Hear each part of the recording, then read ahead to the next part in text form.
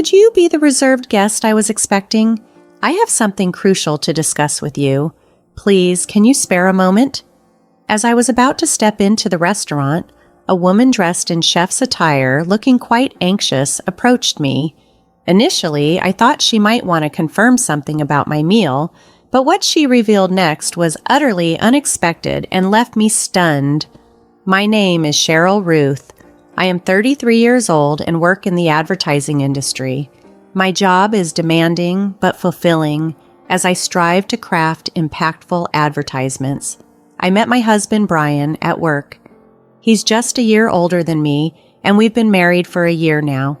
As a couple with 2 incomes, we share household responsibilities efficiently, supporting each other in managing our lives. Our early interactions were purely professional, but over time, we began to share more personal conversations and discovered our similar interests and values. I developed feelings for him, and fearing that we might drift apart after our joint project ended, I gathered the courage to confess. Despite my anxiety, Brian reciprocated my feelings, and we started dating. After a year, he proposed, and we got married. Before our marriage, Brian disclosed that he had been married before and was now divorced. They had been together for about a year, had no children, and decided to separate due to incompatible values. Brian seemed to regret not making his first marriage work and was somewhat reserved in matters of love, likely due to his past experiences. However, I was understanding and felt that as long as there were no unresolved issues, his past didn't bother me. My desire wasn't just for a happy marriage, but to live my life alongside Brian. So I accepted his history and we proceeded with our wedding. Our married life has been joyful, and we've adapted well to living together. We moved to an apartment conveniently located near both our workplaces, and Brian's parents, who live close by, have been incredibly supportive. Initially, I was worried about potential conflicts from living so close to my in-laws, but they have always been welcoming and kind. Our married life has been smoother than I expected, thanks to our mutual understanding and support. Balancing work and personal time can be challenging, especially during the weekdays when my husband and I have limited leisure time due to our demanding jobs. We often only manage brief conversations over dinner, but we make it a point to maximize our weekends together. Cooking has become one of our favorite activities. We love trying new recipes at home, which has become particularly important given my dietary restrictions. I have a severe allergy to fruits from the Rosaceae family, which includes strawberries, apples, pears, and peaches. This allergy is not just inconvenient, but can be dangerous. It developed unexpectedly when I was an adult. I remember eating a lot of strawberries once, and my mouth swelled up to the point where I struggled to breathe. After a series of tests, the diagnosis of my Rosaceae fruit allergy was a heartbreaking revelation. Discovering that I could no longer enjoy many of my favorite fruits was deeply upsetting. Eating out has become a challenge because even when I think a dish might be safe, these fruits could be hidden ingredients. Just a slight exposure can cause my skin to redden and swell. It's become tedious to continually verify ingredients with restaurants, and I often feel guilty for having to ask. This has led me to develop an aversion to dining out.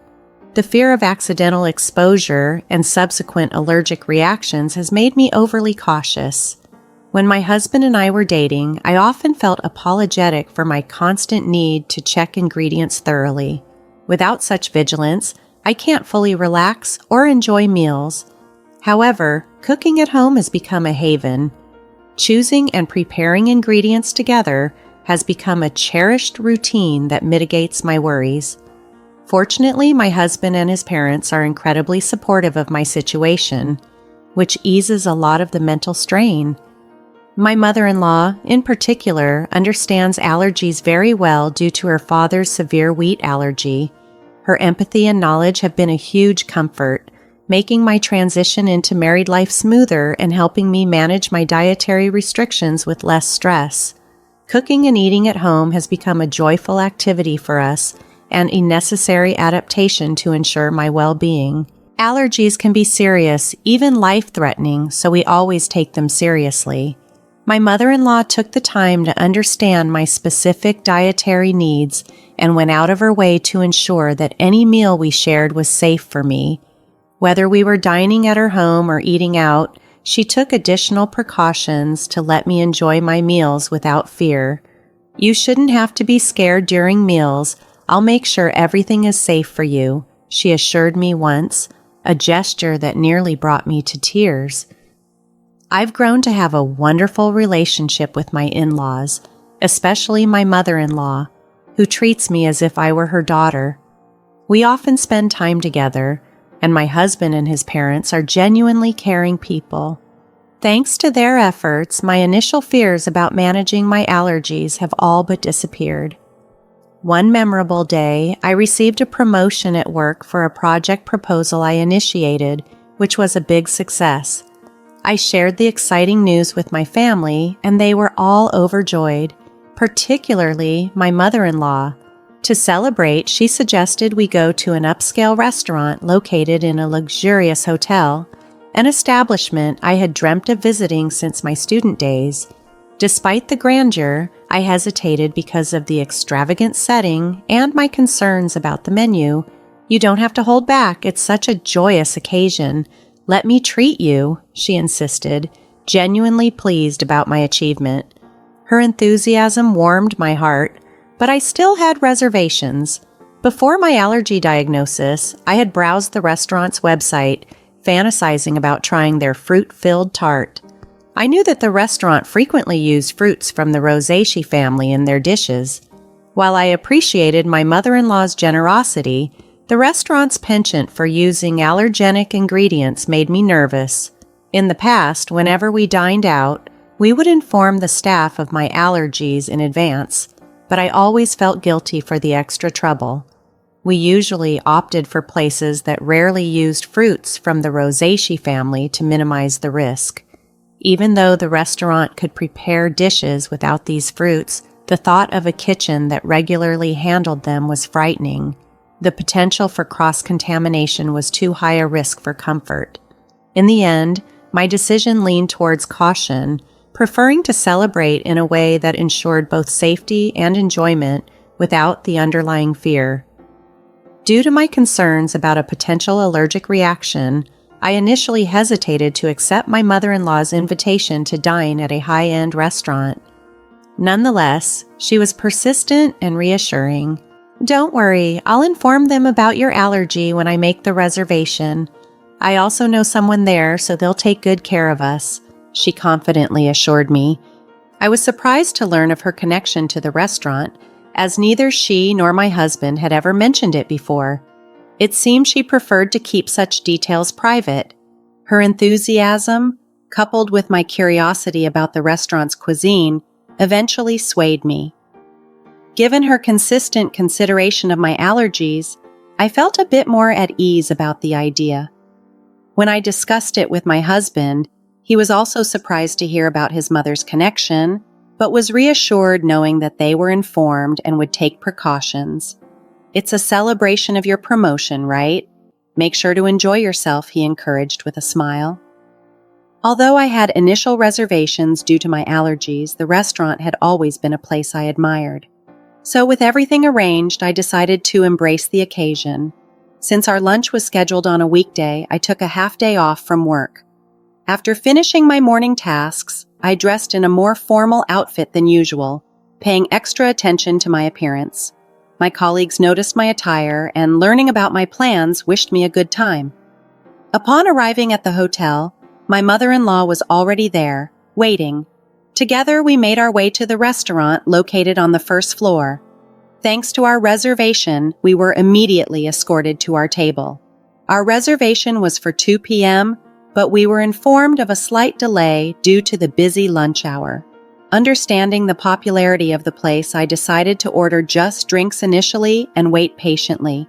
Feeling relaxed after finishing work and buoyed by my mother-in-law's company, I ordered champagne. We engaged in delightful conversation, enjoying the moment and the anticipation of our meal, surrounded by the elegant ambiance of the restaurant. I had enjoyed champagne before, but the glass I sipped that day somehow tasted superior, enhancing my already high spirits. The allure of the restaurant I had long admired, and the tantalizing dishes at nearby tables heightened my anticipation for our meal. Just as I was settling into the moment, the unexpected ring of my phone from inside my bag pulled me back to reality. I hadn't turned it off, and seeing the call was from work, I felt a sudden jolt of sobriety, worried there might be an urgent issue. I excused myself from my mother-in-law and stepped outside the restaurant to take the call, ensuring privacy in case the conversation involved sensitive information. It turned out to be about a document I had submitted earlier. My colleague needed some clarifications. Relieved it wasn't due to an error, I quickly addressed their questions and was about to hang up when an unfamiliar woman approached me. "Excuse me, are you the customer who made a reservation for today's meal at the restaurant?" she asked. Dressed as a chef, presumably from the restaurant's kitchen, she looked rushed and slightly breathless, her expression laden with concern. I was puzzled by her appearance outside the kitchen during such a busy time, but her next words made my heart sink. "It's dangerous to go back to the restaurant now. Please leave the hotel and ensure your safety immediately." Her intense demeanor and urgent warning left me stunned. Seeking further explanation, yet unable to fully grasp the situation under the pressure, I felt the blood drain from my face. Without fully understanding but driven by her insistence on immediate danger, I quickly hailed a taxi in front of the hotel and headed home. That evening, my phone rang again. It was my mother-in-law, and her tone was sharp and furious, something I had never encountered from her before. "You had everything set up to celebrate, and you just left without a word. Don't you know basic manners? What kind of upbringing did you have?" She chastised me, clearly embarrassed and upset that I had left the celebration abruptly without explaining, leaving her to handle the reserved special course on her own. Her words were harsh, and I realized the gravity of the misunderstanding and the strain it had unexpectedly caused. I had always seen my mother-in-law as a kind and gentle woman, but during our phone call there was no hint of that gentle person. I thought she would be concerned about my sudden departure, worried something might have happened to me. Instead, she was furiously yelling, her intensity making me wonder if the rumors I had heard about her might be true. As I stayed quiet, she continued to berate me, criticizing not only me but also my parents and the way they raised me. "You've been silent this whole time. Don't you realize you've done something wrong? You're not fit to be my son's wife," she raged. After a long tirade, she seemed to calm down slightly, and I finally found the courage to speak up. "You told me you had informed the restaurant about my allergies when you made the reservation, and I could relax, right? But the restaurant wasn't aware of my allergies. What happened?" I asked. The reality was that the meal that day included ingredients I was allergic to, not just in the dessert, but also in the main courses, hidden in marinades and sauces. The woman who approached me outside the restaurant had taken the reservation call from my mother-in-law and confirmed that no mention of my allergies had been made. This woman, a chef responsible for our meal that day, had noticed the allergy badge on my bag and came out to check on me, just in case. If she hadn't warned me, I would have unknowingly consumed the food and likely suffered a severe allergic reaction. At first, I couldn't believe my mother-in-law would deliberately put me at risk, but the chef's urgency made me reconsider. Moreover, she revealed something astonishing, that she was my husband's ex-wife, now working under the name Julia. Seeing me with my mother-in-law, she realized I was the new wife and decided to intervene. She told me that my mother-in-law was known for her harsh behavior, something she had experienced during her marriage to my husband. Living with his parents, the ex-wife was constantly criticized by my mother-in-law, especially when my husband or father-in-law wasn't around. Despite her culinary skills, Honed at a professional cooking school, my mother-in-law found fault with everything she did, even discarding her dishes on occasion. This revelation painted a very different picture of the woman I had known as gentle and kind. It explained the unexpected hostility and helped me understand the complex dynamics of my new family, prompting a serious reconsideration of how to handle these relationships moving forward. My mother-in-law had always been skilled at masking her true nature, especially in front of my husband, leading the ex-wife to believe that any complaints would be disregarded. Recently transitioned to a full-time housewife, she found herself lacking financial independence and constantly under the vigilant eye of her mother-in-law. Feeling trapped and isolated, with no one to confide in and unable to gather any tangible proof of her mistreatment, she eventually saw divorce as her only escape.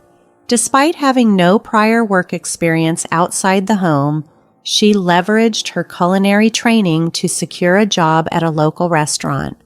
Over time, as she worked diligently and rose through the ranks to become a skilled chef, the painful memories of her past began to fade, and she started to find joy in her profession. However, years later, her past unexpectedly resurfaced when my mother-in-law discovered where she worked and began frequenting the restaurant. Recognizing her ex-daughter-in-law, she started to subtly threaten her for discounts. While the chef declined these absurd demands, the lingering effects of past traumas made her yield to some of them. This was the connection my mother-in-law referred to when boasting about her influence at the restaurant. When I confronted my mother-in-law about not communicating my allergies to the restaurant, she feigned ignorance. "I knew about your allergies, so I must have told them." "Maybe it was the staff's oversight," she said defensively, attempting to shift the blame onto the restaurant staff. Given that the reservation call was handled by the ex-wife, it seemed probable that my mother-in-law had deliberately omitted to mention my allergies, intending to pin any issues on the restaurant. However, I was prepared for her tactics. Knowing the restaurant's strict guidelines on allergies and their practice of recording calls for dispute resolution, I was confident that the truth could be easily verified. When faced with the possibility of recorded evidence, my mother-in-law was caught off guard and fell silent. I pressed her further. "You've always been so cautious about my allergies. Why didn't you mention them this time?" Until that point, she had always shown a great deal of concern for my well-being, making her actions all the more baffling. After a tense silence, she exploded in defiance. "I despise how you outshine me. You deserve some pain." This shocking admission shattered my perception of our relationship. Her true feelings, hidden under the guise of familial care, revealed a deep-seated resentment towards me. It was a painful realization, and it prompted me to reevaluate the dynamics of our relationship and consider how to address this newfound hostility. My mother-in-law's envy had surfaced because I received praise at work and was more liked in the neighborhood than she was. She arrogantly claimed that even if I spoke out, no one would believe me. Without this incident, I might never have realized she was capable of such deceitful actions.